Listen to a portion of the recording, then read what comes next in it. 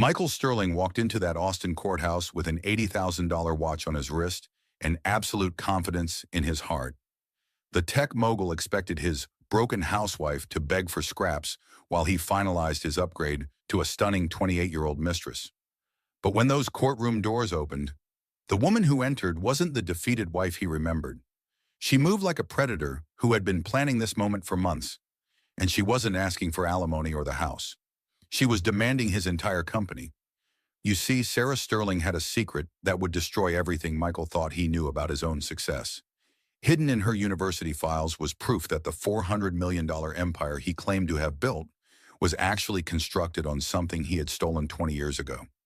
What happened next would shock his business partner into betrayal, turn his own daughter against him, and reveal that even his beautiful mistress had been playing a game he never understood. This is the story of how one man's arrogance led to the most spectacular courtroom destruction in business history, and how the quiet woman he underestimated became the architect of his complete downfall. The morning sun cast long shadows across the Travis County Courthouse in Austin, Texas. As Michael Sterling adjusted his $80,000 Patek Philippe watch with the casual confidence of a man who had never truly lost anything that mattered. At 48 years old, he commanded a technology empire worth $400 million, and today he was here to complete what he considered nothing more than a simple business transaction, divorcing his wife of 20 years to make room for his upgrade. "You need to relax, Michael," whispered Amber Hayes, her perfectly manicured fingers squeezing his arm with practiced precision. At 28, she embodied everything he believed he deserved after 2 decades of what he privately called settling for less. Her platinum blonde hair caught the courthouse lighting like spun gold, and her designer dress, a red Valentino that cost more than most people made in a month, hugged curves that made every man in the marble hallway turn to stare. She was his trophy, his proof that success meant never having to compromise again. Michael chuckled, the sound echoing off the courthouse walls with the resonance of a man accustomed to being heard. "Sarah will probably walk in here looking like death warmed over, cry a little bit, maybe beg for forgiveness, and then gratefully accept whatever scraps I decide to throw her way. 20 years of marriage to a woman who gave up her career to raise our kids and organize charity events. She has absolutely no idea how the real world works anymore." The dismissive cruelty in his voice would have shocked the young man who had once promised to love Sarah in sickness and in health, for richer or poorer. But that idealistic college student had been buried under years of success, ego, and the intoxicating belief that his achievements gave him the right to rewrite the rules of basic human decency. His attorney, Jonathan Pierce, approached with a briefcase that cost more than most people's cars. His Armani suit perfectly tailored to project the kind of authority that made opposing counsel nervous before proceedings even began. Pierce was Austin's most feared divorce attorney, known for systematically dismantling opposing parties until they felt grateful for whatever his clients offered. His track record was legendary. He had never lost a high-profile divorce case. "Everything is perfectly positioned, Michael," Pierce said, his voice carrying the smooth confidence of a man who had orchestrated dozens of similar destructions. "We have thoroughly documented her complete financial dependence on you, her total lack of recent work experience, and most importantly, her documented emotional instability since you filed for divorce." The emotional instability was their nuclear weapon.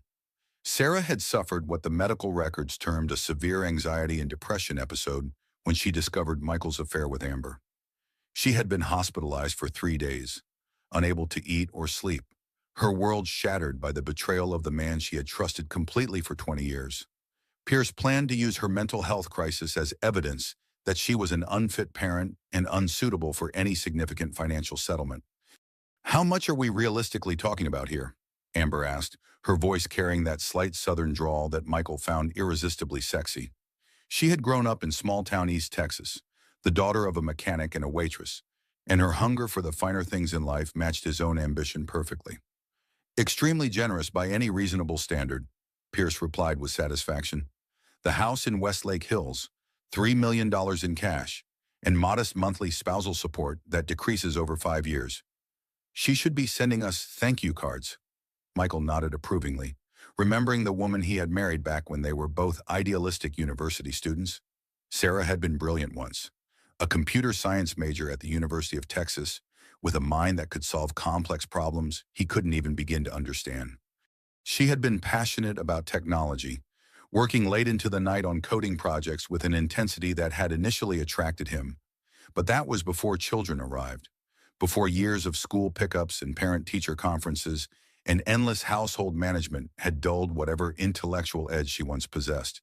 She had become predictable, safe, boring, a wife who reminded him more of his suburban mother than the dynamic partner who should have been exciting a successful man. She questioned his business decisions, worried constantly about ethics and employee treatment, and had the annoying habit of bringing up his promises from their early marriage when he was focused on building an empire.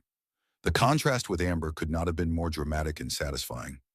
Where Sarah had let herself go after 2 pregnancies, gaining weight and dressing like a suburban soccer mom, Amber maintained her body like a precision instrument, spending hours each day in the gym and spa, where Sarah questioned his choices and made him feel guilty about his success. Amber celebrated every achievement and encouraged his most ambitious plans. She understood that powerful men needed powerful women beside them, not anchors dragging them down toward mediocrity. "There she comes," Pierce muttered, nodding toward the courthouse entrance with the tone of a hunter spotting his prey.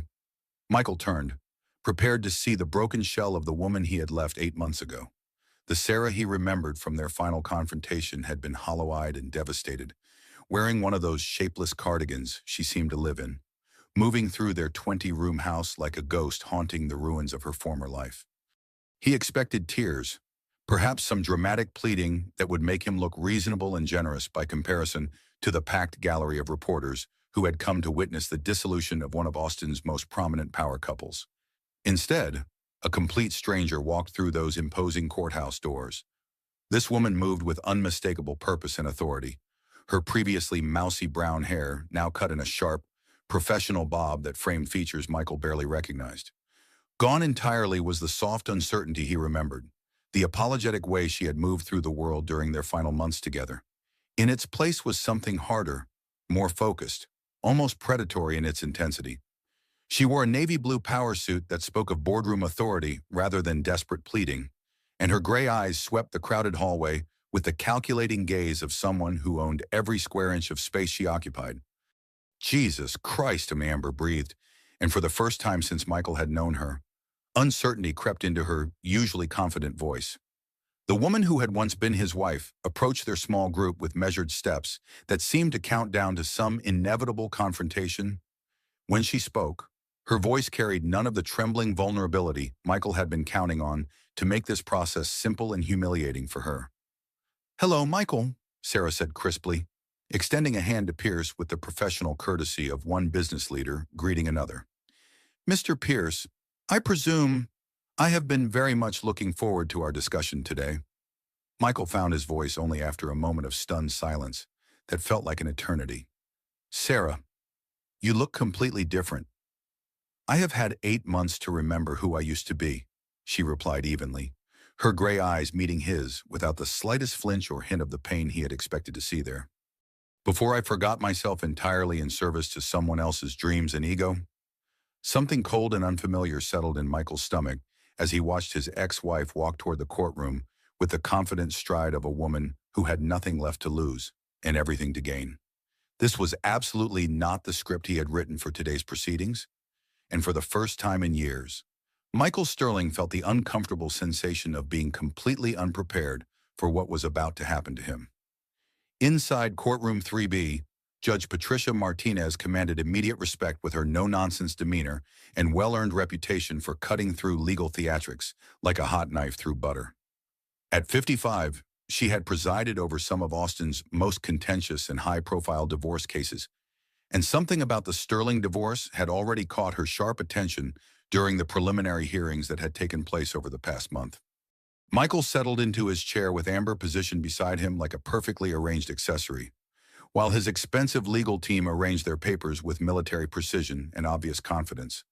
Across the narrow aisle that might as well have been an ocean, Sarah sat with her attorney, Rebecca Walsh, a woman known more for meticulous preparation and brilliant legal strategy than flashy courtroom theatrics or media manipulation. The gallery behind them was packed with reporters, legal observers, and curious members of Austin's tech community who had heard whispers about what might unfold today.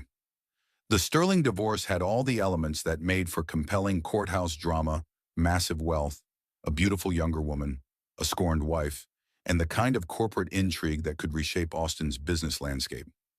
The petitioner seeks dissolution of marriage with standard community property division, Pierce began, his voice carrying the smooth authority of aged whiskey and countless courtroom victories. Mr. Sterling has built Synertech Solutions from absolutely nothing into one of Austin's most successful and internationally recognized technology companies. He respectfully requests reasonable settlement terms that accurately reflect his wife's limited contribution to their joint financial success. Judge Martinez nodded thoughtfully, making careful notes on the legal pad before her. And what exactly does Mrs. Sterling seek in response to these proposed terms? Rebecca Walsh rose slowly from her chair, her movements deliberate and measured like those of a chess master who had been planning her strategy for months. Your Honor, my client is not requesting standard community property division. We are asking this court to carefully examine the true foundation upon which Synertech Solutions was built, and to determine whether Mr. Sterling has any legitimate legal right to claim ownership of the intellectual property that forms the core value of his company. The courtroom fell completely silent except for the mechanical hum of fluorescent lights and the soft scratching of reporters' pens on paper. Michael felt Pierce stiffen noticeably beside him, and Amber's perfectly manicured hand found his forearm again, her grip significantly tighter than it had been moments before. Please elaborate for the court, Counselor, Judge Martinez commanded, with the tone of someone accustomed to getting immediate and complete answers. Your Honor, we intend to prove beyond any reasonable doubt that the revolutionary algorithm that powers Synertech Solutions and generates virtually all of its revenue was not created by Michael Sterling in his garage startup. As company mythology and press releases have claimed for the past 15 years, we will demonstrate conclusively that this technology was created entirely by Sarah Sterling, then Sarah Morrison, as part of her senior thesis project at the University of Texas Computer Science Department in 2004. Pierce shot to his feet like a man who had been struck by lightning. Objection. Your Honor, this is nothing more than harassment based on ancient history and selective memory.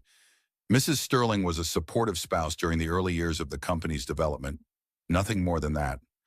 Your Honor, Walsh continued with perfect calm, completely ignoring Pierce's theatrical objection. We have extensive documentation proving that the data flow algorithm, which currently generates over 90% of Synertech's annual revenue of $250 million, was entirely conceived, programmed, and tested by my client. Mr. Sterling commercialized her work without any form of compensation, recognition, or legal transfer of intellectual property rights. This constitutes one of the most egregious cases of technology theft in Austin's business history. Michael's carefully ordered world tilted slightly on its axis. Data flow. He had not heard that specific name spoken aloud in at least 15 years, had almost managed to forget that it had ever been called anything other than the Synertech core platform. That was what Sarah had called her senior project during their final semester at UT.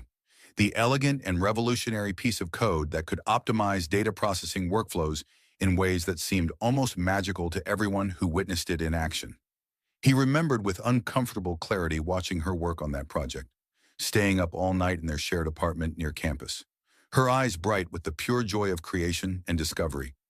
She would sit at her ancient desktop computer for 12 or 14 hours straight, completely absorbed in solving problems that left him feeling intellectually inadequate, occasionally emerging from her coding trance to explain some breakthrough in terms he could barely comprehend.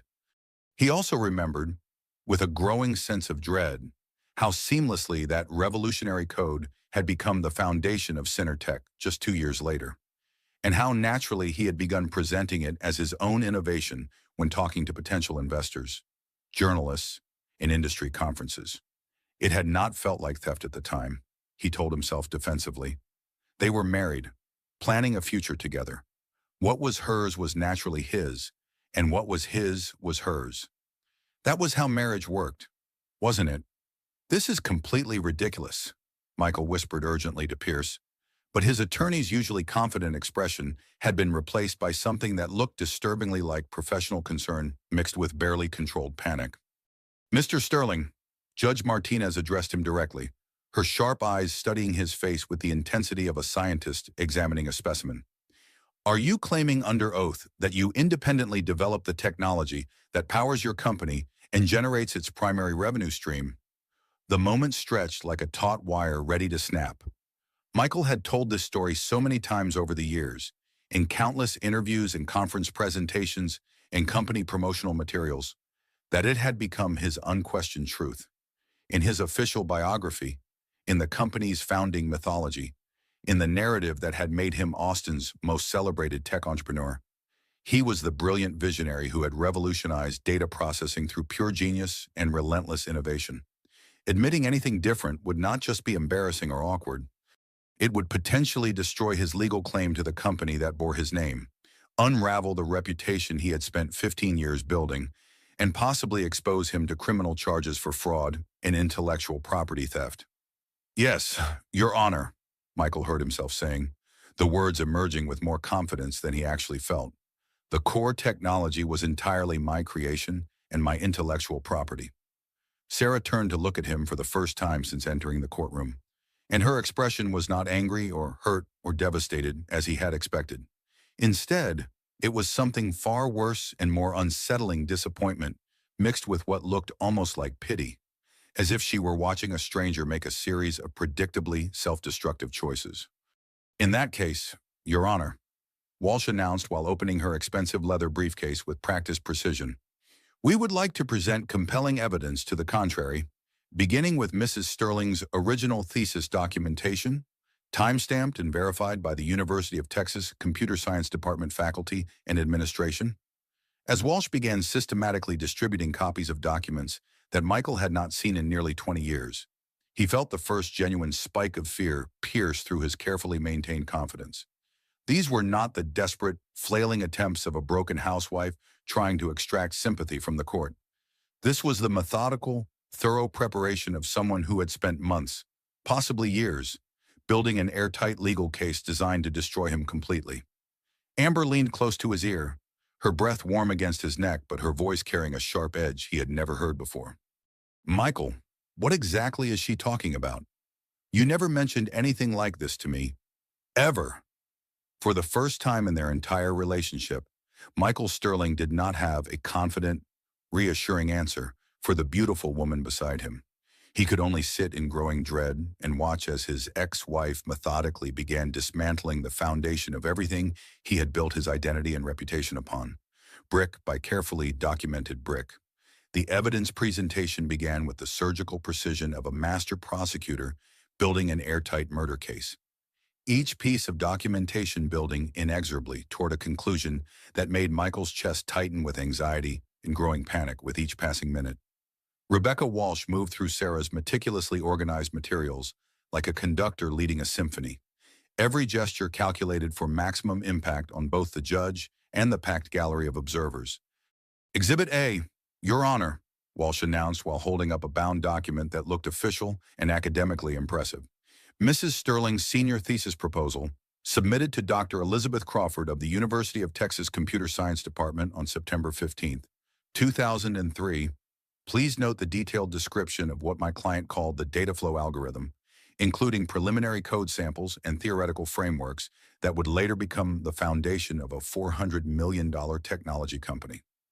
Judge Martinez studied the documents carefully, while Michael's mind raced through memories he had tried to suppress for years. He remembered that thesis proposal with uncomfortable clarity now.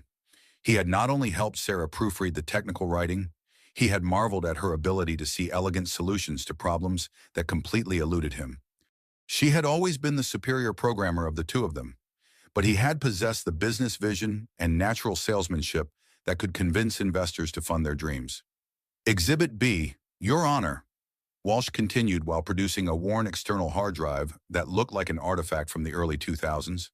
"This device contains the complete and original source code for Mrs. Sterling's thesis project, created and last modified during the spring semester of 2004. Our forensic computer analysis, conducted by 3 independent expert witnesses, confirms both its authenticity and its creation date beyond any reasonable doubt." Pierce finally found his voice and his footing, rising from his chair with the practiced authority of a man who had salvaged hopeless cases before. Your Honor, this proves absolutely nothing more than that Mrs. Sterling worked on similar concepts during her college years. Thousands of computer science students explore ideas that later find commercial application through the hard work and business acumen of others. This is hardly unusual or legally significant. Similar concepts.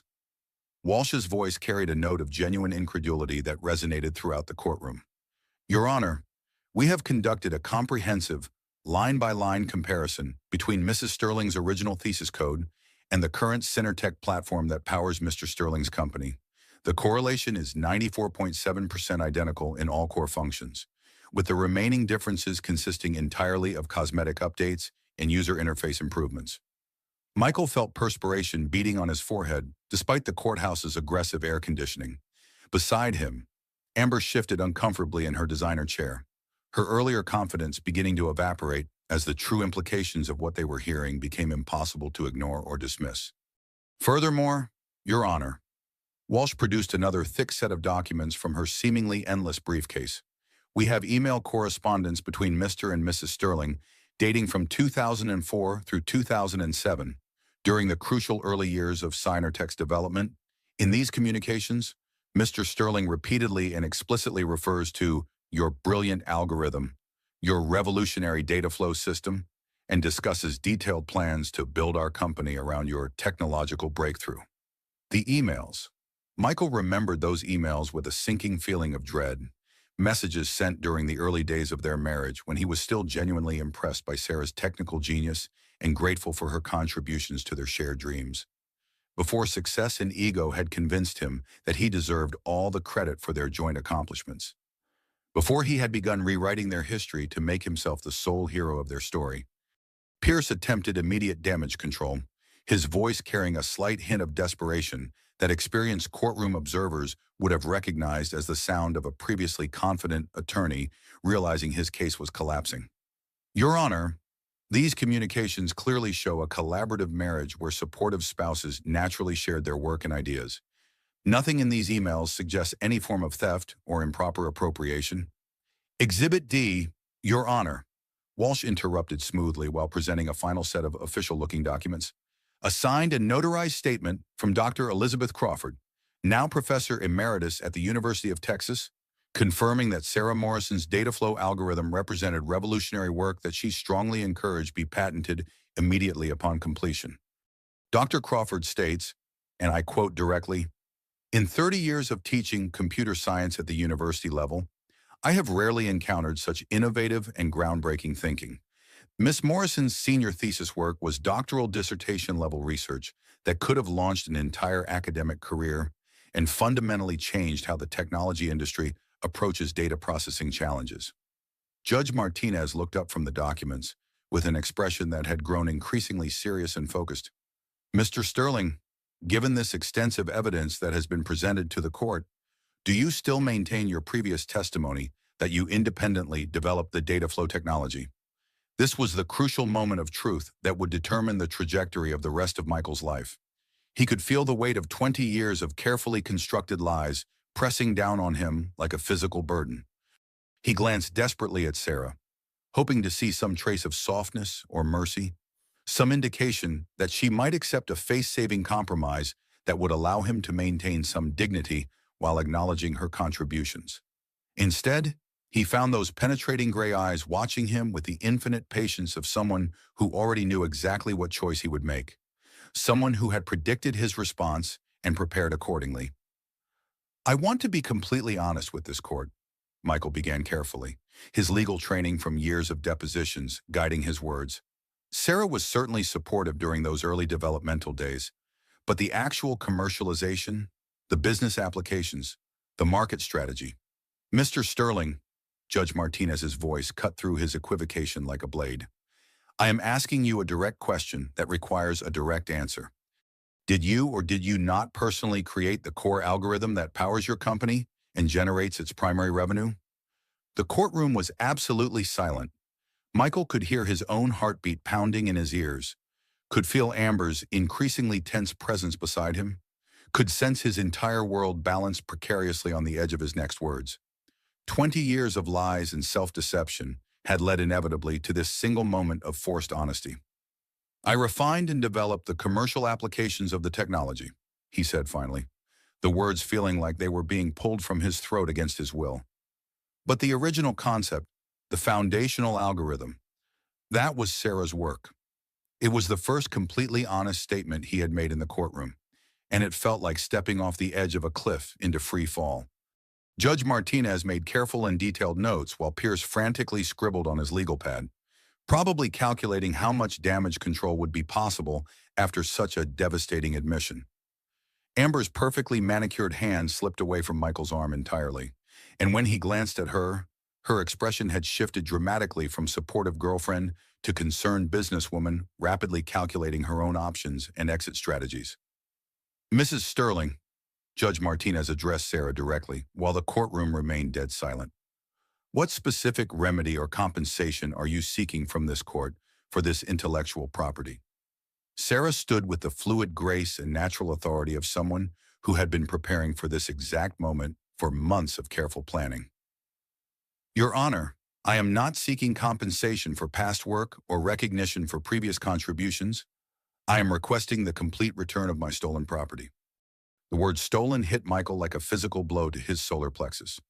I am asking this court to recognize that Synertech Solutions was built entirely on technology that was never legally transferred, licensed, or sold to Mr. Sterling under any form of contract or agreement. I am requesting majority ownership of the company I actually created, with full authority to determine its future direction and leadership.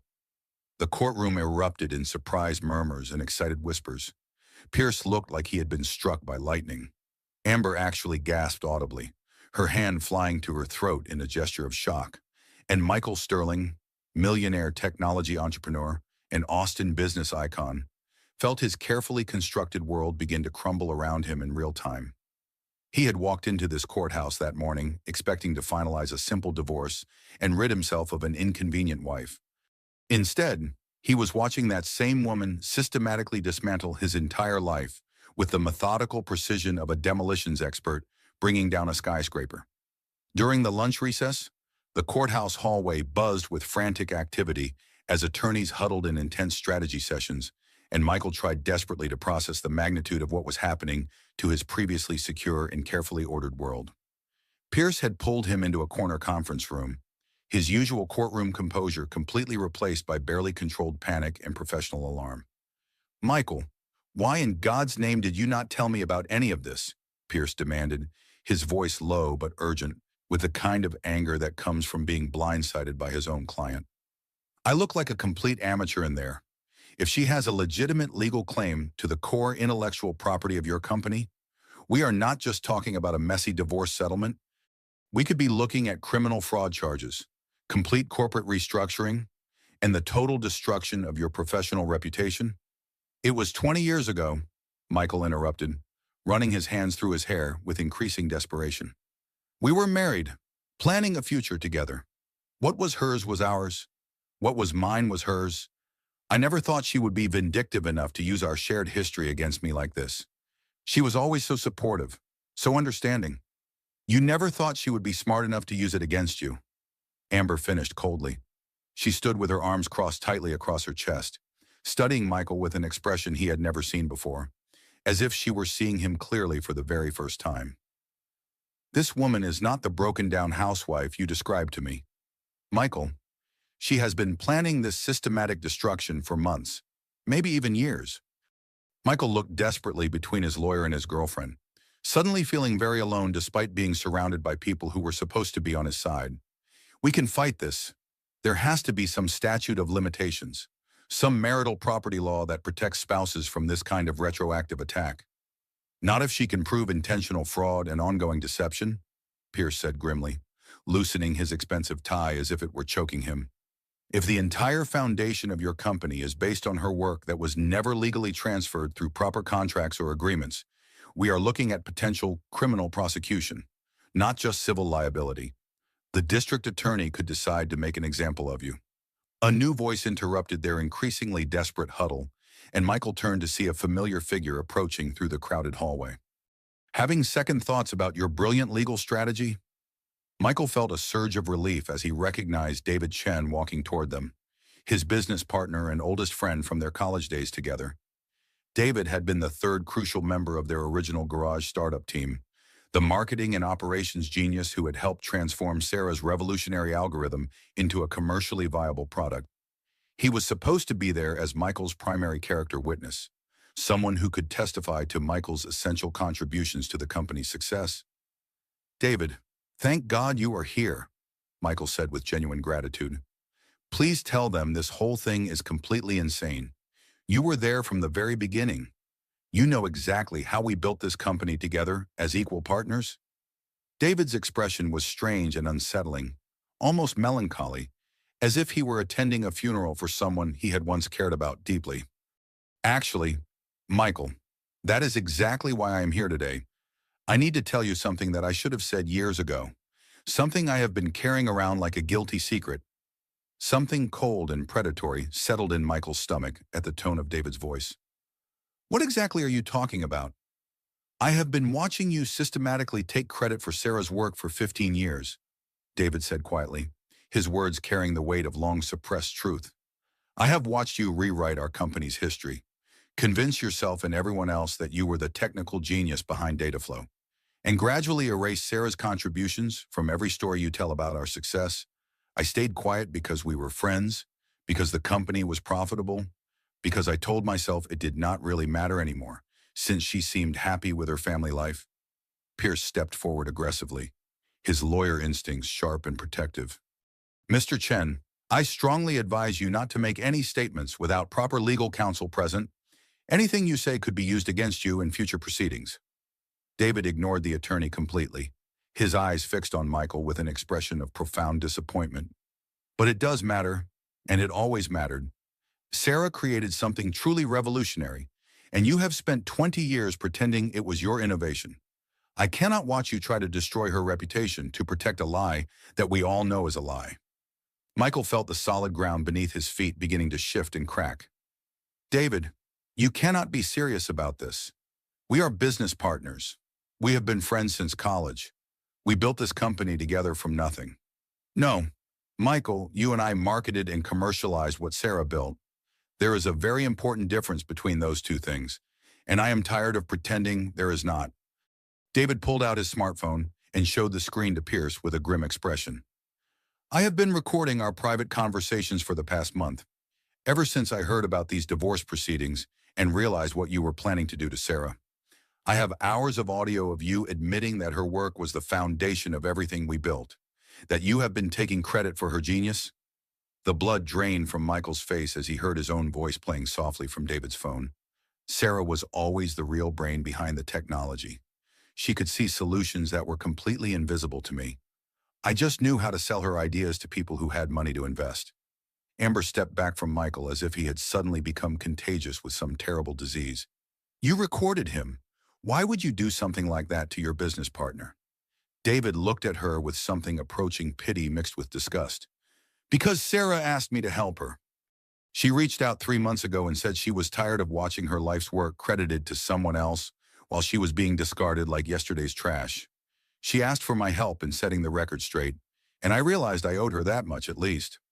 Michael stared at his oldest friend, the man who had been best man at his wedding to Sarah, who had been chosen godfather to Emma and Jake, who had been his closest confidant through 2 decades of business success. "You have been working with Sarah against me. You have been spying on me for my ex-wife." "I have been working for the truth," David corrected firmly. "Something you stopped caring about a very long time ago. Michael, something you traded away for ego and public recognition." Pierce grabbed Michael's arm with urgency. "We need to regroup immediately and completely reassess our strategy. If your business partner is actively collaborating with the opposing party and has recordings of damaging admissions, there is more that you need to know." David interrupted with the tone of someone delivering a final, devastating blow. "Sarah did not just create the original algorithm 15 years ago. She has been secretly consulting on technological improvements for the past 5 years. Every time you came to her with problems your paid engineers could not solve. Every major upgrade to the Dataflow system. Every breakthrough that kept Synertech ahead of our competitors. Every innovation that doubled our company valuation last year. All of that came directly from recommendations and solutions that Sarah developed while you were telling everyone she was just a housewife who could not understand basic business principles? Michael's knees nearly buckled as the full implications hit him. The successful product launches that had made him Austin's most celebrated entrepreneur. The technological innovations that had attracted major investment and partnership deals. The breakthrough algorithm improvements that had established Synertech as the industry leader.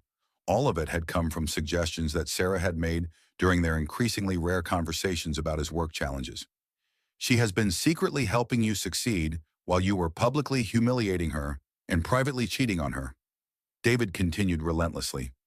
While you were telling investors and journalists that she was just a suburban housewife who could not possibly understand your sophisticated business, she was solving the technical problems that your team of highly paid engineers could not figure out.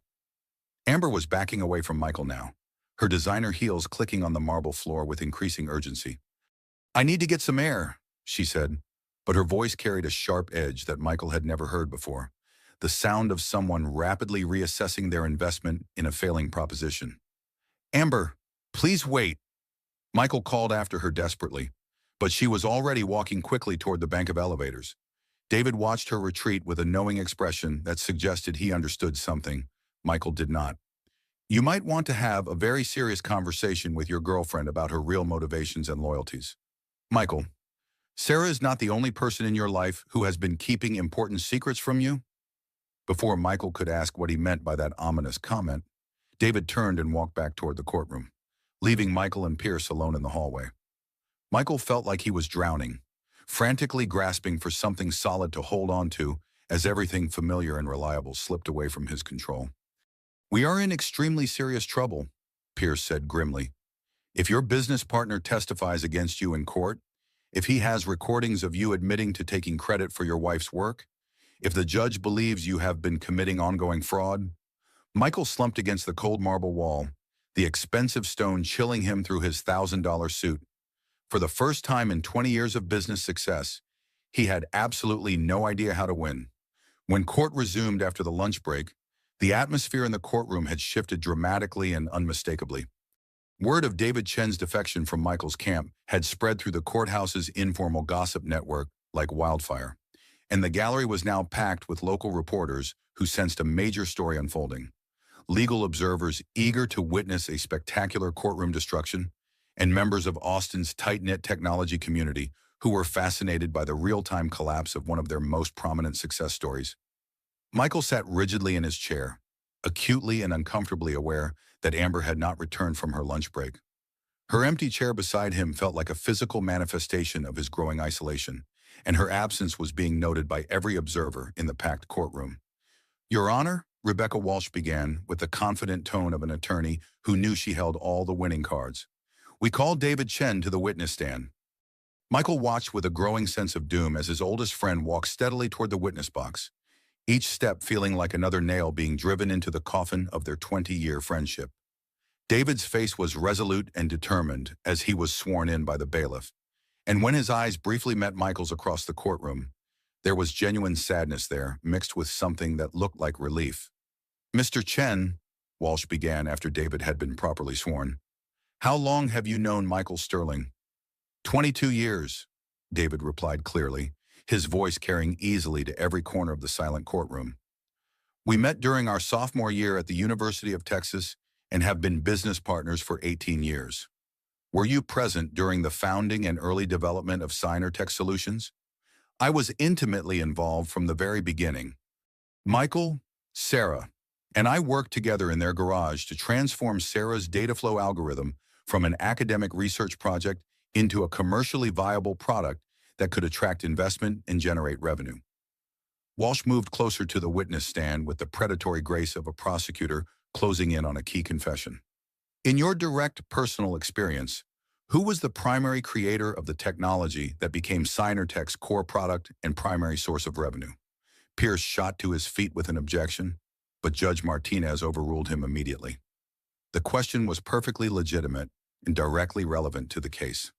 Sarah Sterling created the data flow algorithm entirely on her own, David said, his voice carrying the weight of long-suppressed truth finally being released into the light. The revolutionary code, the innovative architecture, the breakthrough approach to data processing, all of that came directly from her brilliant mind. Michael and I helped with business planning, investor relations, and marketing strategy, but the technology that made everything else possible was purely and completely Sarah's creation. Michael closed his eyes and felt each word like a physical assault on everything he had built his identity around. Mr. Chen, Walsh continued methodically, did Mr. Sterling ever acknowledge Mrs. Sterling's fundamental contribution to the company publicly? In the very beginning, yes, he did give her appropriate credit, but as the company grew larger and Michael became the public face of Tech through media interviews and conference presentations, Sarah's essential role was gradually and systematically erased from the official narrative. By the time we went public with our initial stock offering, the company's official story was that Michael had single-handedly created the technology in his garage through pure genius and determination. Did you ever personally hear Mr. Sterling acknowledge privately that the core technology was not his own creation? David paused for a moment, glancing at Michael with what looked like genuine regret for what he was about to do to their friendship. Many times over the years, he would often say things like, "Thank God for Sarah's brilliant mind," or "I could never have figured out that algorithm without her technical genius." But these private acknowledgments became less frequent as time passed and his public reputation grew. Walsh produced her smartphone with theatrical precision. "Your Honor, I have digital recordings of recent conversations between Mr. Chen and Mr. Sterling from the past month. With the court's permission, I would like to play selected excerpts for the record." Michael's voice suddenly filled the courtroom through the sound system, clear and unmistakably his own. "The funny thing is, David, everyone thinks I am some kind of technical genius who revolutionized data processing. The truth is, I would not know elegant code if it jumped up and bit me on the ass. Sarah was always the real brains behind our entire operation. I just knew how to sell her revolutionary ideas to people with money." Another devastating clip followed immediately. "Sometimes I wonder what would have happened if Sarah had pursued her own career in technology instead of sacrificing everything to support mine. She probably would have ended up running Google or Microsoft or something equally impressive. And finally, most damaging of all, she gave me everything. She had her brilliant work, her professional credit, her entire career, and I repaid her loyalty by trading her in for a much younger model. I am not particularly proud of what I did, but that is just business. Right. You take whatever advantages you can get and you move forward without looking back." The courtroom was dead silent except for the soft mechanical whir of the air conditioning system and the barely audible scratching of reporters frantically taking notes. Michael felt completely stripped, naked, and exposed, his private thoughts and casual cruelties laid bare for everyone to examine and judge. Judge Martinez leaned forward with obvious interest. "Mr. Chen, are these recordings authentic and unaltered?" "Yes, Your Honor, they are completely authentic. I made them with Mr. Sterling's full knowledge that our business conversations were being recorded for potential documentation purposes. He signed a consent form as part of our updated partnership agreement. It was absolutely true, and Michael remembered with sinking dread signing something that David had presented as standard legal protection for their business discussions. He had never imagined those recordings would ever be used as weapons against him in a courtroom. Pierce attempted a desperate cross-examination, trying to paint David as a disgruntled business partner or someone with his own financial motivations. But David was completely unshakable in his testimony. Yes, he had been working closely with Sarah to document the truth about the company's origins. Yes, he believed she deserved full recognition and appropriate compensation for her revolutionary contributions. No, he did not believe Michael had intentionally committed fraud in the very beginning of their partnership. But yes, he absolutely believed that the continued denial of Sarah's essential role had become fraudulent and deeply unethical over time. When David finally stepped down from the witness stand, he paused beside Michael's table and leaned down to speak quietly. "I am genuinely sorry it came to this, Michael, but someone had to tell the truth, and it should have been you." As his former best friend and business partner walked away, Michael realized with devastating clarity that he was now completely alone. No supportive business partner, no loyal girlfriend, facing an ex-wife who had spent months methodically preparing for this moment, while he had arrogantly assumed she was simply grieving their failed marriage and would eventually accept whatever scraps he chose to offer her. "Your Honor," Walsh announced, We call our final witness, Emma Sterling. Michael's head snapped up in complete shock and disbelief. His 16-year-old daughter walked into the courtroom wearing a simple black dress that made her look older than her years, her dark hair pulled back in a serious ponytail. She looked absolutely terrified but also determined as she made her way to the witness stand, her chin raised with a defiant courage that reminded everyone present exactly whose daughter she was. "Emma, no," Michael whispered desperately. But she did not look at him as she was sworn in. Judge Martinez addressed the teenager with obvious gentleness and care. "Miss Sterling, you understand that you are not legally required to testify for or against either of your parents in these proceedings?" "I understand that completely, Your Honor," Emma replied, her young voice steady and clear despite her obvious nervousness. "But I want to tell the truth about what I have personally witnessed in my family over the years." Michael felt his last remaining hope crumble as his own daughter prepared to testify against him. The brilliant legal strategy he thought he had crafted was about to be demolished by the person whose opinion mattered more to him than anyone else in the world, and there was absolutely nothing he could do to stop it. Emma Sterling sat in the witness chair with a composure and natural dignity that reminded everyone in the courtroom exactly whose daughter she was and which parent had been her primary role model. At 16, she had inherited her mother's sharp analytical mind and her father's natural presence. But what struck Michael most profoundly was the deep disappointment in her eyes when she finally looked directly at him. "Emma," Rebecca Walsh began with obvious gentleness and care for the teenager's emotional state, "I know this must be extremely difficult and painful for you. Please tell the court about your parents' working relationship during your childhood." "My parents always worked as a real team," Emma said clearly, her voice carrying to every corner of the silent courtroom. "Dad would come home from the office completely frustrated about some technical problem that his engineers could not solve.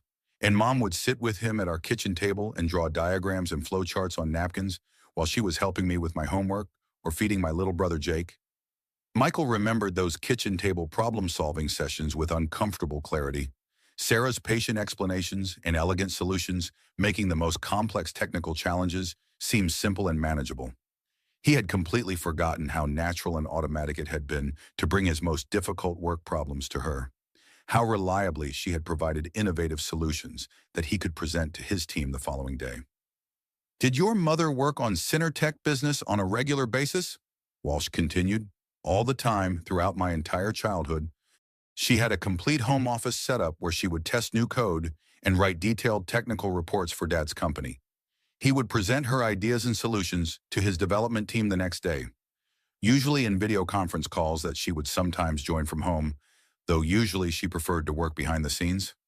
Pierce started to object, but Judge Martinez silenced him with a sharp look that suggested she was very interested in hearing what this young woman had to say. "Emma, did you ever hear your parents discuss your mother's contributions to the company?" Emma nodded seriously. "Mom always said she was happy to help Dad's business succeed and that she did not need public recognition as long as the family was doing well. But sometimes I would hear them arguing late at night about credit and acknowledgement. Mom would get really upset when Dad gave interviews to magazines or spoke at conferences where he called himself the sole founder and inventor. And he would tell her that effective marketing required simple, clean stories that people could easily understand and remember." Michael winced visibly as his own words came back to haunt him through his daughter's testimony. He remembered those arguments with Sarah, how he had dismissed her concerns as petty ego or unreasonable jealousy. It had never occurred to him that his children were listening carefully to those conversations and forming their own judgments about his character and treatment of their mother. "What changes did you observe in your household over the past few years?"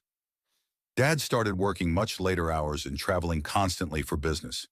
When he was home, he would often be angry and critical, especially toward Mom. He told her repeatedly that she had gotten lazy and boring, that she did not understand how competitive and demanding the modern business world had become. Emma's voice remained steady and clear, but her hands were visibly clenched in her lap. He would make her feel stupid and worthless for not having her own career. But then he would also get angry whenever she talked about maybe going back to work or starting her own consulting business. The courtroom remained absolutely silent as this teenager calmly described the systematic emotional abuse that had characterized her parents' marriage during its final years. "Emma, When did you first learn about your father's romantic relationship with Amber Hayes? I suspected something was wrong for several months before I knew for sure. Dad was acting completely different, secretive, distracted, always checking his phone and going into other rooms to take calls. Then one night I came home early from studying at the library and saw them together in our kitchen. Emma's composure finally showed the first small crack. Amber was wearing one of Mom's aprons and cooking dinner like she already lived there and belonged in our house. Michael remembered that night with painful clarity. Emma had walked in on what was supposed to be a private meeting where he and Amber were discussing her transition from company employee to his personal life. The look of shock and betrayal on his daughter's face had haunted him, but he had pushed the memory aside and convinced himself that teenagers were naturally dramatic about adult relationships. What happened to your mother after your parents separated? She had a complete emotional breakdown and had to be hospitalized for severe depression and anxiety. Dad told people she was just being dramatic and manipulative. But Jake and I saw what his betrayal really did to her. She lost over 20 pounds because she could not eat. She could not sleep for weeks. She could not concentrate on anything. Emma looked directly at her father with an expression of profound disappointment. She felt completely worthless as a human being because the person she had spent 20 years supporting and building up was now telling the entire world that she had never contributed anything valuable to his success. Walsh approached the witness stand carefully. Emma, has your mother discussed her current plans regarding Cinertech with you? She never wanted to hurt Dad's company or put our family's financial security at risk. For months, she tried to find some kind of solution that would give her appropriate recognition for her work without destroying what she and Dad had built together over all those years. What changed her mind about that approach? Emma glanced at her mother sitting in the gallery, then returned her attention to Walsh. She realized that staying silent and letting the lies continue was actually helping Dad hurt other people. The company culture at Cinertech became really toxic because Dad surrounded himself with people who would flatter his ego and agree with everything he said instead of challenging his decisions or offering better ideas. A lot of good employees were leaving the company, and technological innovation was getting stagnant because nobody wanted to suggest improvements that might make Dad look less brilliant. Michael felt a chill of recognition. Several key employees had indeed left Cinertech in recent months, citing concerns about company direction and leadership style in their exit interviews. Mom also discovered that Dad had been planning to write her completely out of the company's history. He commissioned an official biography about Cinertech's success story that was going to be published next year, and it never mentioned her contributions at all. When she saw the preliminary manuscript, she realized he intended to erase her existence from their story entirely. The biography project, Michael had indeed commissioned a high-profile business writer to create a book about Cinertech's rise to success, positioning himself as the visionary founder who had revolutionized an entire industry. He had never once considered how Sarah would feel reading a version of their shared history that rendered her completely invisible. Your Honor, Emma said, turning to address Judge Martinez directly with remarkable poise for someone her age. My mother created something truly revolutionary and then spent 20 years watching someone else take complete credit for her work. She supported our entire family and Dad's career, while her own dreams and ambitions were completely forgotten. She deserves to have her brilliant work recognized and acknowledged. Walsh indicated she had no further questions. Pierce's cross-examination was necessarily brief and completely ineffective. Aggressively attacking a 16-year-old girl's testimony about her parents' marriage and her own childhood experiences was a no-win situation that would only make him look cruel and desperate. As Emma stepped down from the witness stand, she stopped beside Michael's table and leaned down to speak quietly. I love you, Dad, and I always will. But what you did to Mom was wrong, and it hurt our entire family. I really hope that someday you will understand that and find a way to make things right. Michael watched his daughter walk back to sit beside her mother in the gallery, and for the first time in months, he saw them clearly as they really were. Sarah had her arm around Emma protectively, providing comfort and strength and unconditional support. They looked like a complete and healthy family unit, and Michael realized with devastating clarity that he was now the outsider looking in at the life he had thrown away. He had traded his real family for an illusion of masculine success and sexual conquest, and now both the family and the illusion were slipping irretrievably away from his grasp. The afternoon recess felt like a funeral procession as Michael stepped into the courthouse hallway, his world having been systematically dismantled by the three people he had trusted most in his life. Pierce was frantically making phone calls to other attorneys and legal experts, seeking some desperate strategy or procedural loophole that might salvage their catastrophic position. But his increasingly frantic tone and body language suggested he was finding no viable solutions to their crisis. Michael's phone buzzed constantly with urgent messages from reporters seeking statements, board members demanding explanations, and Centertech employees who had heard rumors about the proceedings and were concerned about their job security. The company's stock price was already dropping precipitously as word leaked about the intellectual property dispute, and his carefully constructed business empire was literally cracking apart in real time as the market responded to news of the courtroom revelations. Michael. Amber's familiar voice came from behind him, and he turned with a surge of desperate relief. He spun around to see her walking toward him through the crowded hallway, and for a brief moment he felt hopeful that at least one person in his life remained loyal and supportive. She looked as perfectly composed and beautiful as always, every strand of blonde hair precisely in place, her makeup flawless despite the stress and drama of the day. Her appearance was so normal and reassuring that he almost convinced himself everything would somehow work out. Amber, thank God you are here. I know this entire situation looks completely insane right now, but we will find a way to get through this together. Once this legal mess settles down and we can regroup. We need to have a serious conversation, she interrupted flatly, her tone completely businesslike and devoid of any warmth or affection. Privately, right now. Something in her voice made his stomach clench with apprehension, but he followed her down the hallway to an empty conference room. Amber closed the door behind them with deliberate precision and turned to face him with an expression he had never seen before. Cold, calculating, almost predatory in its complete lack of emotion. Michael, I need you to understand something very clearly, she began in a tone that sounded like a business executive delivering bad news to shareholders. I am not going down with your sinking ship.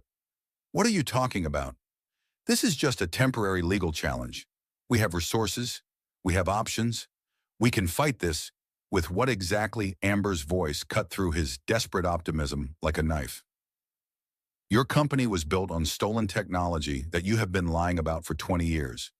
Your business partner has completely turned against you and has recordings of you admitting to fraud. Your own teenage daughter just testified about your character and treatment of her mother. Your stock price is in complete free fall as we speak. She paused, studying him like a scientist examining an interesting specimen under a microscope. You are completely finished, Michael. Michael stared at the woman he had destroyed his marriage for, the person he had believed was deeply in love with him. Amber, you love me. We have been making plans for our future together. She laughed, and when the sound was like breaking glass, sharp and cutting, and completely devoid of warmth. Love, Michael. I am 28 years old. I look like a fashion model, and I have an MBA from a top business school. Do you honestly think I fell in love with your sparkling personality and brilliant conversation skills? The words hit him like physical blows to his chest and stomach. I do not understand what you are saying. I was attracted to your success, your power, your wealth, and your status in Austin's business community. Take all of those things away, and what is left a middle-aged man who betrayed his family and built his entire reputation on lies and stolen credit. Amber moved to the conference room window to check her reflection, smoothing her hair with practiced vanity. I am not the kind of woman who stands by her man through adversity and scandal. I am the kind who finds a better man with better prospects. Michael felt dizzy and nauseous. Amber, please. We can work through this together. I can rebuild my career. I can start over. No, Michael, you really cannot. She turned back to him with an expression of cruel finality. Because I have not been completely honest with you either about my motivations and activities. Something in her tone made his blood run cold with fear. What do you mean by that? Amber smiled, and it was not the warm, seductive expression he remembered from their intimate moments together. It was cold and calculating, and completely without mercy. I have been systematically documenting everything. Michael, every private conversation where you admitted to taking credit for Sarah's work, every plan you made to minimize her divorce settlement, Every cruel and dismissive comment you made about your wife and children? Why would you do something like that to me? Insurance and leverage, she said simply, as if she were discussing the weather. I always knew this relationship might not work out permanently.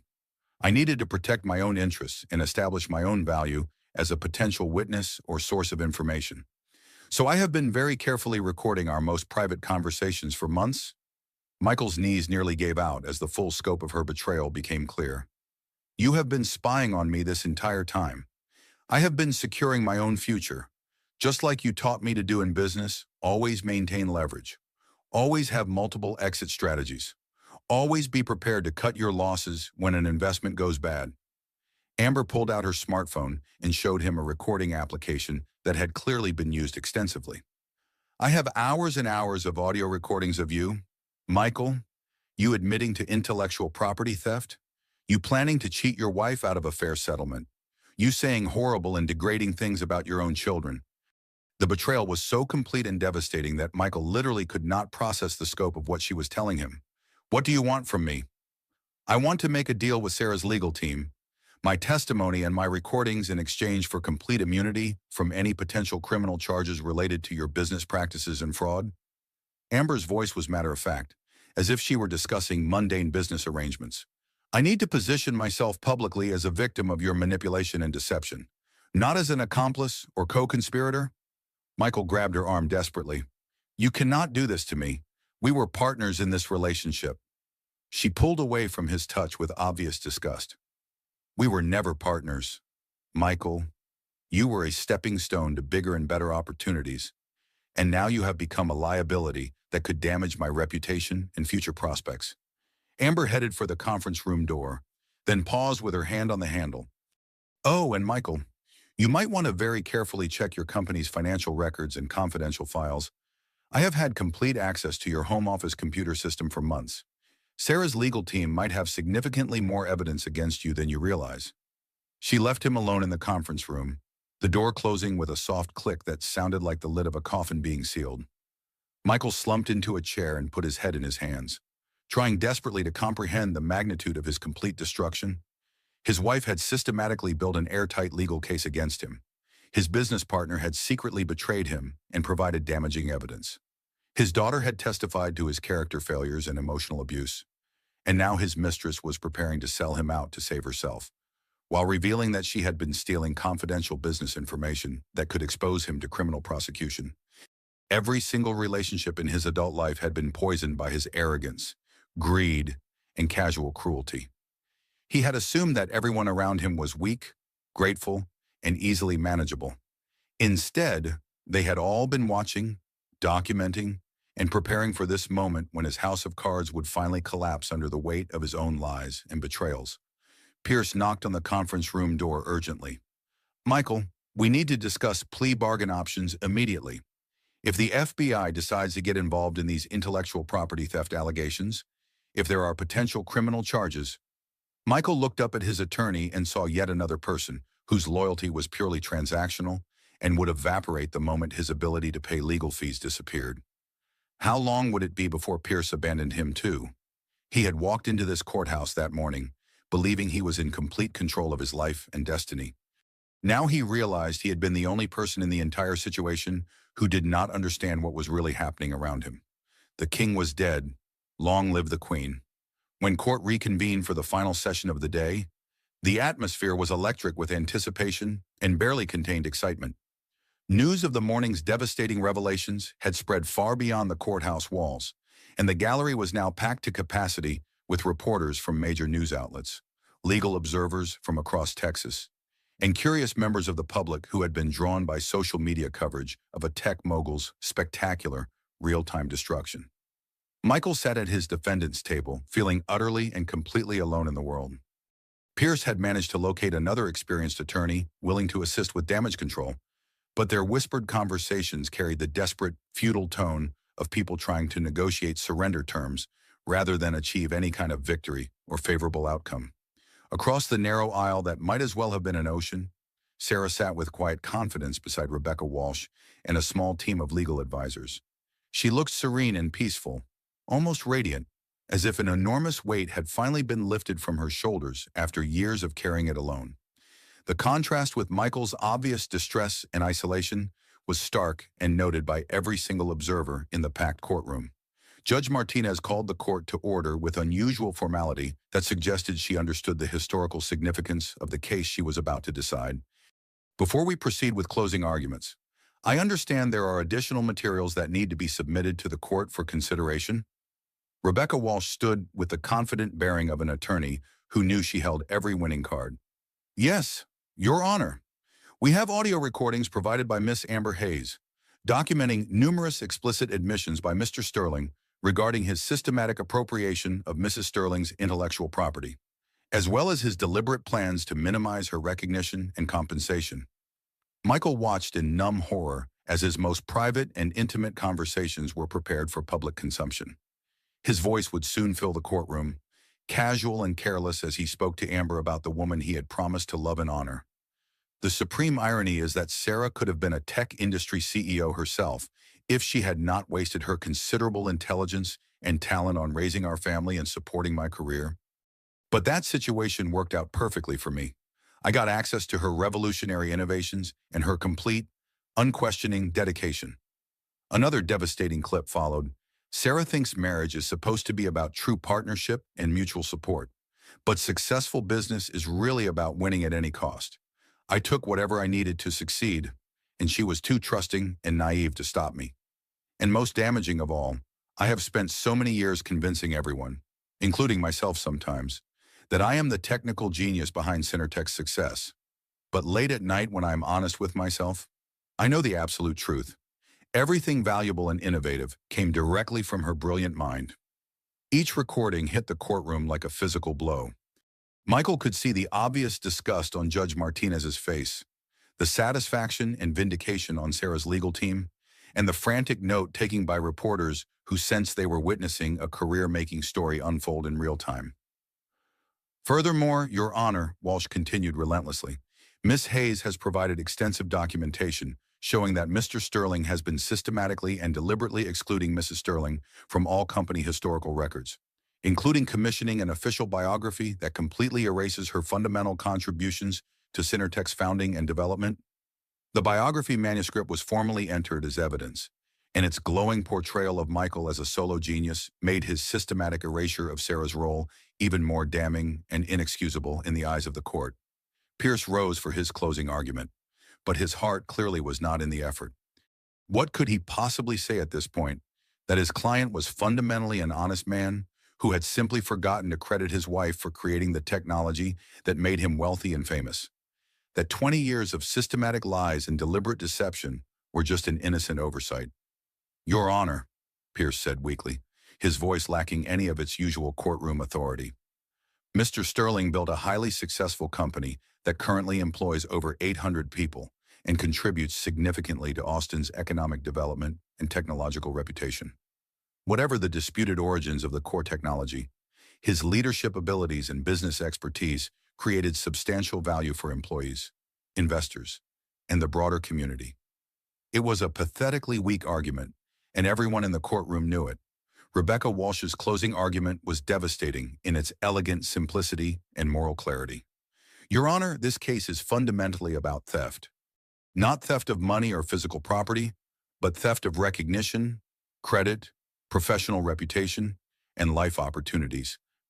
Mr. Sterling systematically stole his wife's revolutionary work and built his entire public reputation on it, while simultaneously erasing her contributions from every aspect of their shared story.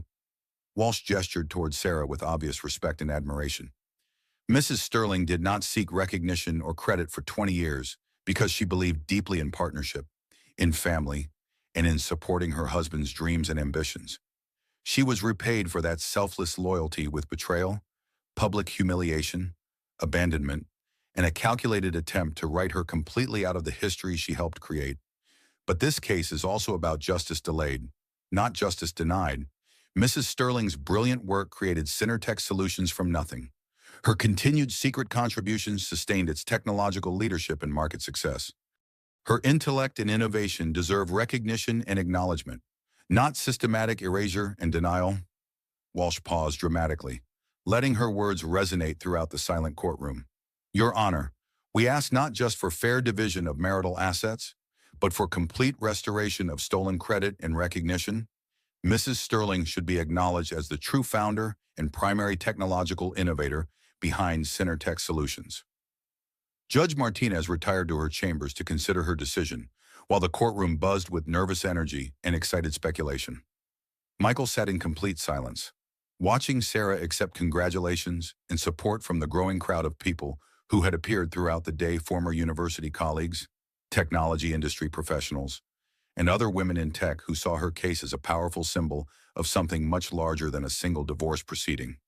45 minutes felt like an eternity before Judge Martinez returned to the bench, her expression grave and absolutely determined. This court has rarely encountered a case that so clearly demonstrates the systematic appropriation of intellectual property within the context of a marriage, she began, her voice carrying the full weight of judicial authority. The evidence presented to this court has been both overwhelming in scope and deeply disturbing in its implications. Michael's chest tightened with dread as he prepared to hear his fate. Mr. Sterling has explicitly admitted, both in formal deposition testimony and in multiple recorded private conversations, that the foundational technology of Synertech Solutions was created entirely by Mrs. Sterling. His continued claims of authorship and innovation constitute deliberate fraud that has been perpetuated for nearly 2 decades. The word fraud echoed through the courtroom like a gunshot, and Michael felt his remaining hopes crumble. Furthermore, the extensive evidence demonstrates a clear pattern of emotional manipulation and financial abuse designed to systematically diminish Mrs. Sterling's sense of personal worth and her legitimate claims to recognition for her groundbreaking work. Judge Martinez looked directly at Michael with an expression of obvious disapproval and moral judgment. This court finds that Synertech Solutions was built entirely on revolutionary technology developed solely by Sarah Sterling, appropriated without her informed consent or any form of fair compensation, and commercialized through systematic deception and historical revisionism. Michael felt the last foundations of his world completely disintegrate. Therefore, this court awards Mrs. Sterling 70% ownership of Synertech Solutions, with full authority to determine company leadership, strategic direction, and operational management. Mr. Sterling will retain 20% ownership as partial compensation for his marketing and business development contributions during the company's growth phase. The remaining 10% will be held in trust for their minor children until they reach the age of 25. 70%. Sarah would now control his company, his life's work, his entire professional identity and legacy. Additionally, Mr. Sterling will be required to publicly acknowledge Mrs. Sterling's role as the true creator of the data flow technology and primary innovator behind Synertech's revolutionary success through press releases, media interviews, and corrections to all existing company historical materials. The gavel fell with a sound like thunder, and Michael Sterling's 20-year reign as Austin's most celebrated tech entrepreneur officially ended in complete disgrace. As reporters rushed to get exclusive statements and Sarah was surrounded by supporters and well-wishers, Michael sat completely alone at his defendant's table, staring in shock at the wreckage of everything he had built on lies and betrayal. He had gained the world by stealing someone else's work and lost his soul in the process. Now he had lost the world as well, and there was no path back to redemption. 6 months after the courthouse devastation that destroyed his empire and restored Sarah's stolen legacy, Michael Sterling sat in a modest coffee shop in South Austin, surrounded by the kind of ordinary people he had once looked down upon with casual arrogance. The $60 artisanal lattes he used to order without thinking had been replaced by simple black coffee from a ceramic mug, a small but constant reminder of his dramatically reduced circumstances and shattered social status. The Austin Business Journal lay folded beside his cup, its front page dominated by a glowing profile of Synertech Solutions' remarkable transformation under new CEO Sarah Sterling. The company's stock price had not only recovered from the initial shock and volatility of the ownership transfer, but had reached record highs as Sarah implemented technological innovations that had been stalled for years under Michael's increasingly paranoid and ego-driven leadership. Sarah Sterling has transformed Synertech from a company that was coasting on past achievements into a dynamic innovator that is once again pushing the boundaries of what is possible. Read a quote from a prominent industry analyst. Her visionary technical leadership, combined with ethical business practices and genuine employee empowerment, has created a workplace culture that attracts the very best talent from across the entire technology sector. Michael closed the newspaper with hands that trembled slightly from a combination of medication side effects and emotional stress. The woman he had systematically dismissed as a boring suburban housewife was now being celebrated as one of Austin's most visionary business leaders and technology innovators. Tech industry magazines featured her on their covers with headlines about the stolen genius finally getting her due. Universities across the country invited her to deliver keynote speeches about innovation, perseverance, and overcoming systemic discrimination. The professional recognition and respect he had craved and pursued for decades was now flowing to her in overwhelming abundance. His phone buzzed with a text message from his current attorney, his third since the divorce proceedings. As legal fees had forced him to continually downgrade to cheaper representation, the criminal investigation into Centertech's business practices under his leadership had been quietly dropped due to insufficient evidence of intentional wrongdoing. But the civil lawsuits from former employees who claimed wrongful termination and discrimination were mounting steadily. His 20% ownership stake in the company, which had initially seemed like a devastating punishment, was now his only reliable source of income as legal fees and settlement costs consumed his remaining liquid assets. The coffee shop door chimed softly, and Michael looked up to see Emma walking toward his table with the measured gait of someone fulfilling an obligation rather than seeking connection. His 17-year-old daughter met him here every few weeks for these carefully scheduled visits that felt more like charity work than genuine family time. "Hi, Dad," Emma said as she settled into the worn chair across from him.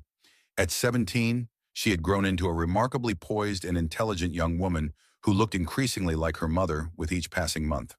She was headed to Stanford University in the fall on a full academic scholarship, her future bright with limitless possibilities and opportunities.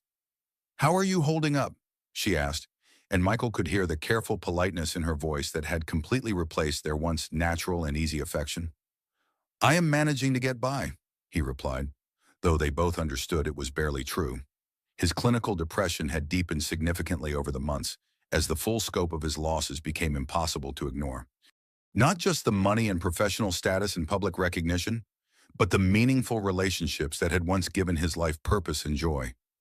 "Mom wanted me to tell you about the new scholarship program she is launching," Emma said with obvious pride in her mother's achievements. "The Sarah Sterling Foundation for Women in Technology. It is going to fund complete college educations for girls from low-income families who want to pursue computer science and engineering careers."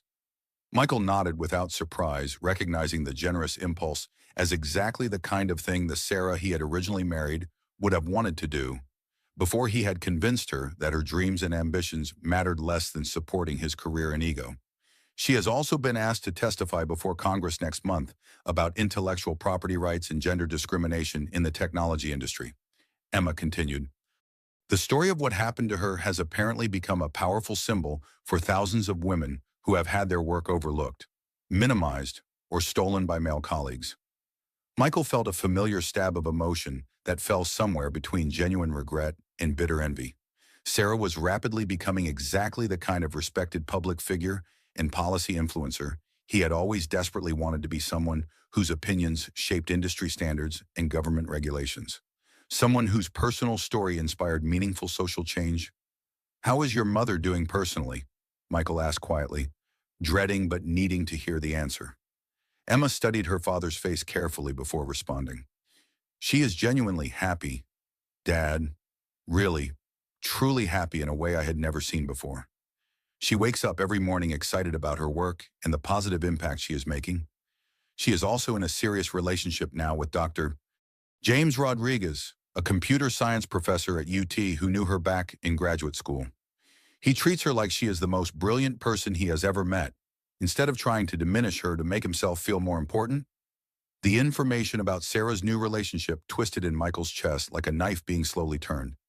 She had not just moved on and recovered from their marriage, she had found someone who genuinely appreciated and celebrated her intelligence and achievements.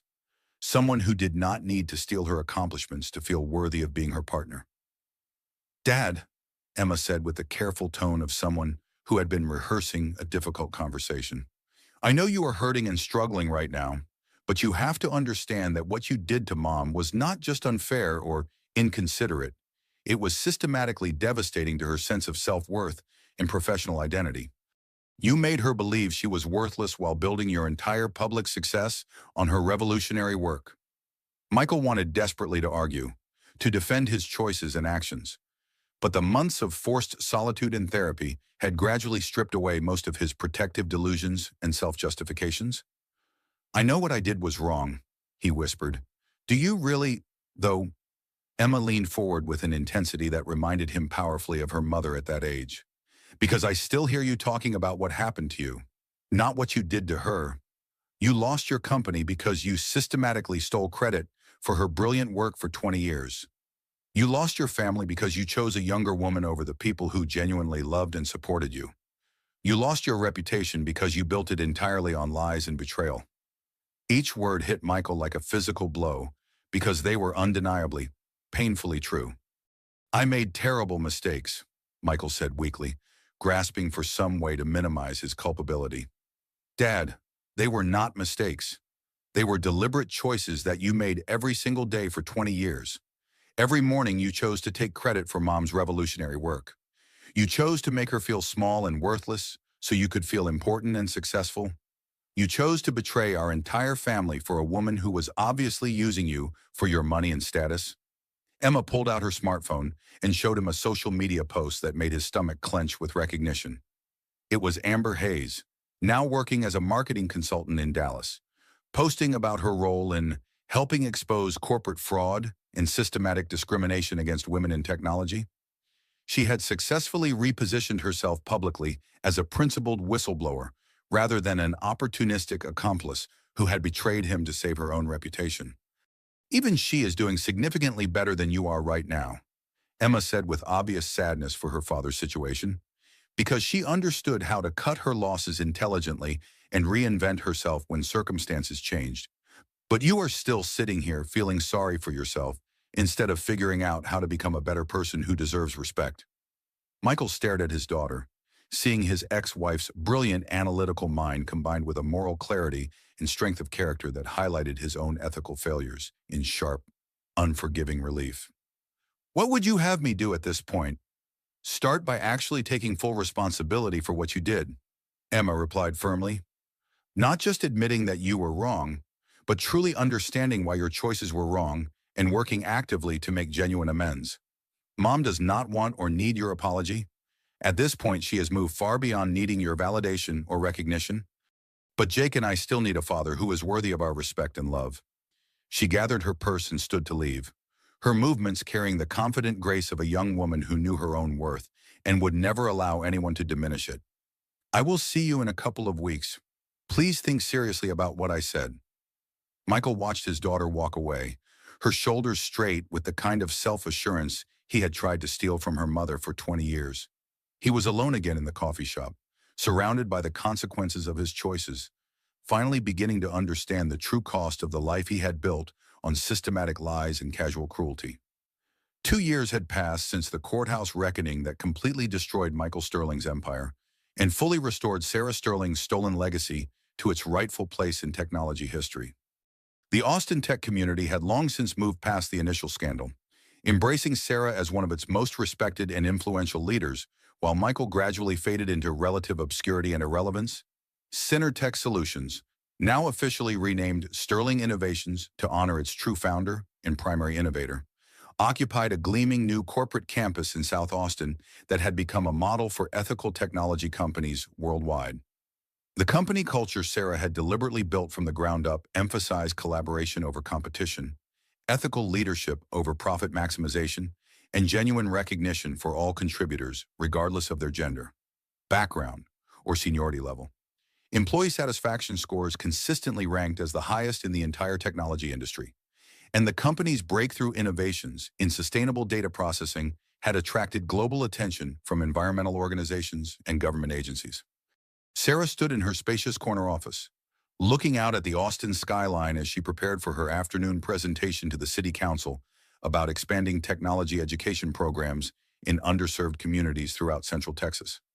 The Sarah Sterling Foundation had already funded complete college scholarships for over 300 young women pursuing careers in computer science and engineering, and her advocacy work had led to significant policy changes around intellectual property rights and workplace discrimination at both state and federal levels.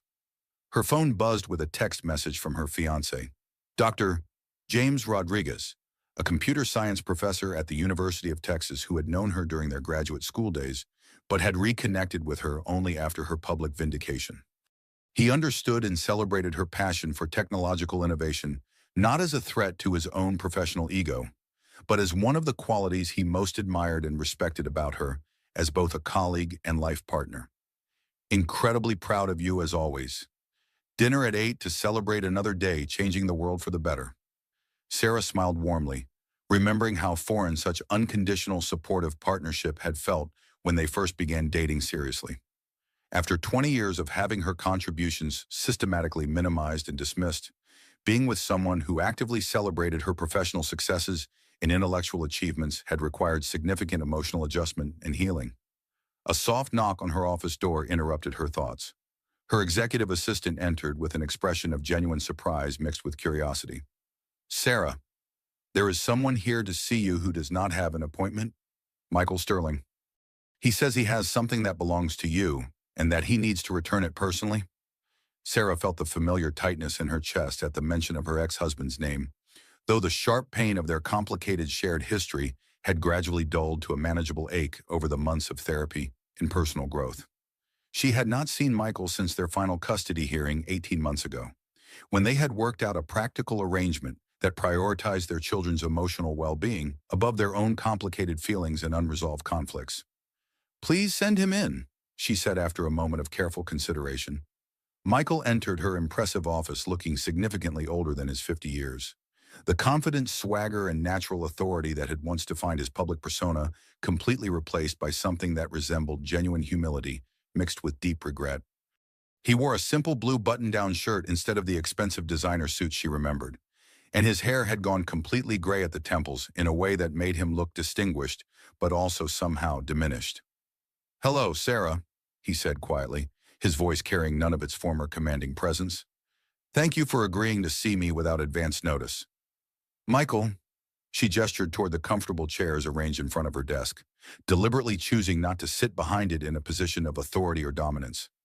Whatever this unexpected conversation was going to be, she wanted it to happen between equals rather than as some kind of power dynamic. What can I do for you?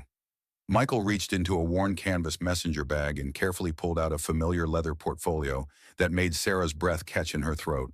It was her original senior thesis from their university days, complete with all her handwritten notes and calculations. She had not seen it in nearly 20 years and had assumed it was lost forever.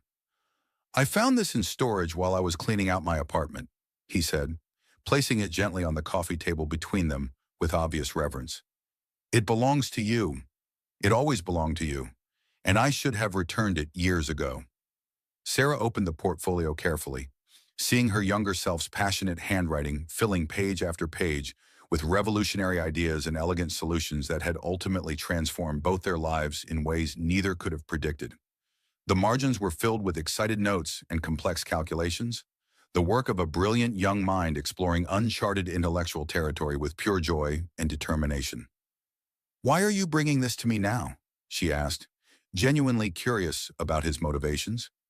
Michael settled back in his chair, his hands folded in his lap in a gesture of complete openness and vulnerability.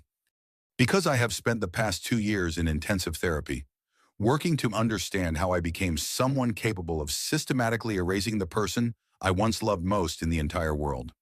My therapist helped me finally see that I was not just taking credit for your work, I was attempting to steal your identity and achievements to compensate for my own deep insecurities and feelings of intellectual inadequacy. He looked directly at her for the first time since entering the office, and she was surprised to see genuine tears forming in his eyes. I was threatened by your brilliance. Sarah, I always had been, even back in college. You could see elegant solutions to problems that completely baffled me, and instead of celebrating that incredible gift, I felt diminished and threatened by it. So I started taking credit for your ideas as a way to feel worthy of being your intellectual equal and life partner. Sarah felt something fundamental shift inside her chest as she heard him articulate the emotional truth that had underlain all his destructive behavior.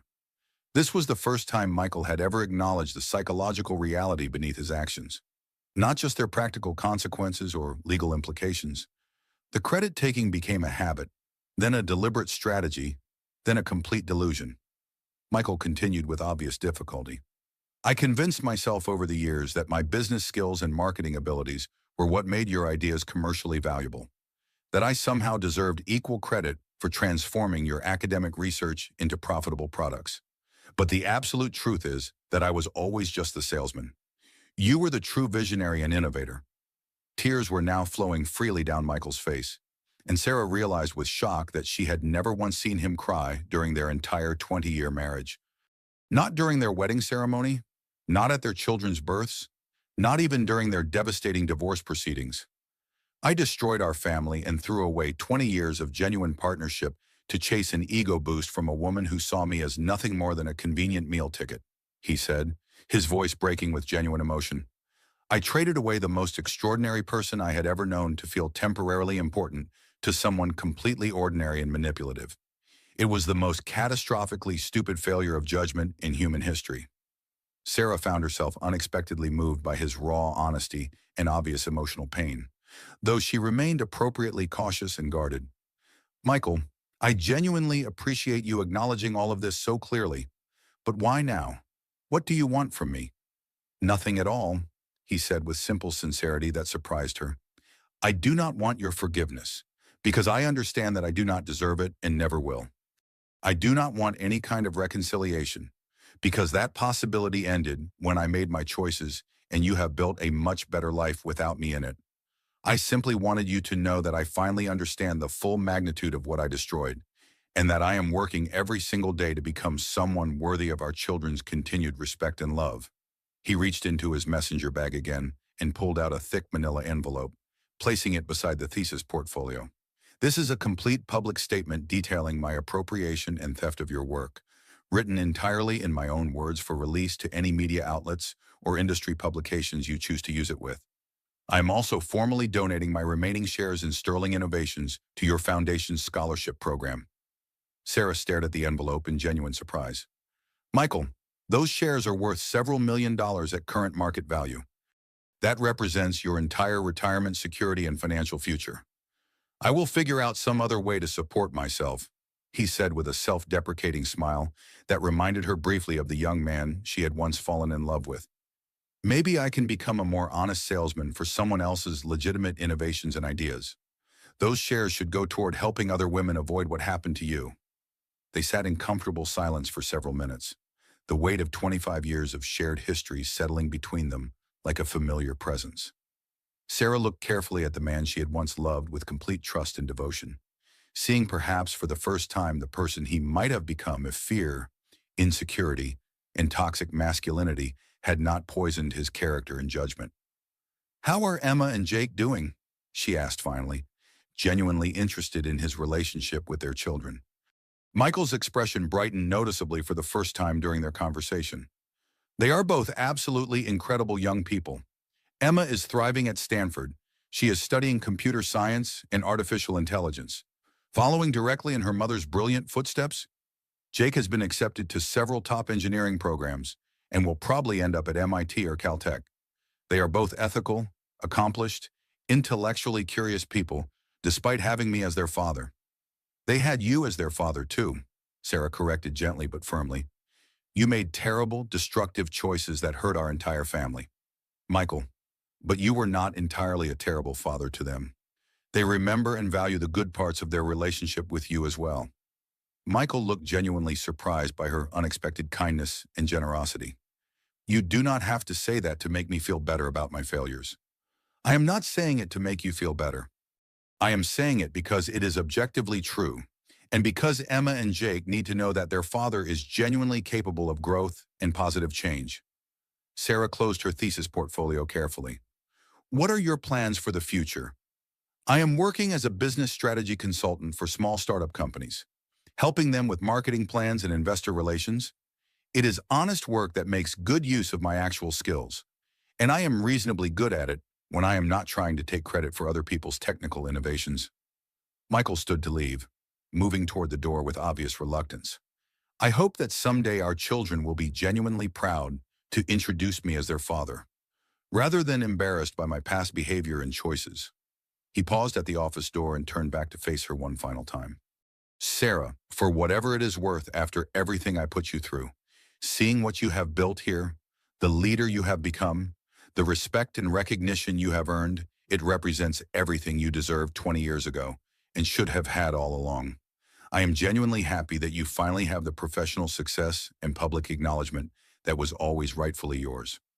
After Michael left, Sarah sat alone in her office for a long time, processing the unexpected encounter and its emotional implications. The man who had systematically betrayed and abandoned her was clearly not the same person who had just walked into her office with genuine remorse and a desire to make whatever amends were possible. The change seemed authentic and deeply rooted, born from serious self-examination rather than strategic positioning or manipulation. She opened her laptop and began typing a careful email to Emma and Jake, letting them know about their father's visit and sharing her honest belief that he was working seriously to become someone worthy of their continued relationship and respect. Outside her office windows, Austin's skyline stretched toward the horizon, a city built on innovation, determination, and the kind of resilience that allows people and communities to reinvent themselves when circumstances demand it. Sarah Sterling had not just reclaimed her stolen legacy and built something even greater from its foundation. She had demonstrated that redemption and positive change were possible for anyone willing to do the difficult work of honest self-examination and genuine accountability. But perhaps more importantly, she had shown that truth has a way of emerging no matter how deeply it is buried, that justice delayed is not always justice denied, and that the quiet strength of those who build rather than simply boast will ultimately be recognized and celebrated by history. In the end, Sarah Sterling had not just won her legal case or reclaimed her professional reputation. She had won something far more valuable and lasting, the restoration of her own voice and the absolute assurance that it would never again be silenced, minimized, or stolen by anyone. This incredible true story gets more shocking with every twist. If you're curious to see how far this man's world crumbles and what his ex-wife was really planning all along, you'll want to hear every detail. And if this story resonates with you, I'd love to know your thoughts in the comments below. Now let's dive into Chapter 1, The Arrogant King.